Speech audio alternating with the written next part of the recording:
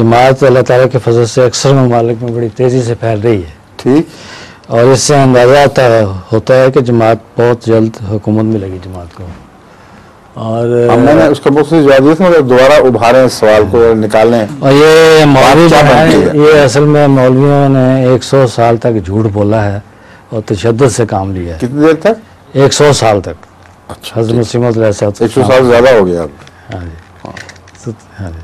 तो इनके साथ फिर क्या सलूक होगा कि भाई ये जब जमात इनके साथ जब ये मगलूब हो जाएंगे तो क्या सलूक आप कर सकते हैं?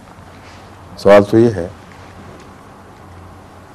जो भी सलूक हज़रत सल्लल्लाहु अलैहि वसल्लम ने अपने दुश्मनों से उनको मगलूब करने के बाद किया, उसके सिवा उससे बेहतर और कौन सा सलूक है? ला तस्रीब अलैकुम अल-यौम। जो बचेंगे उनको हम ये कह सकते हैं कि आज हम तुम्हें कुछ नहीं, कोई जिस्मानी पकड़ नहीं करते, लेकिन उसके बाद जिन्होंने शरारत की उन पर पकड़ हुई है।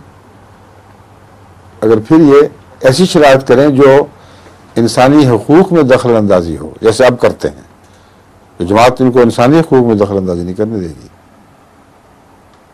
किसी को कत्ल कर देंगे, हमारे नज़दीक मुर्तद था, उसको सजा मिलेगी,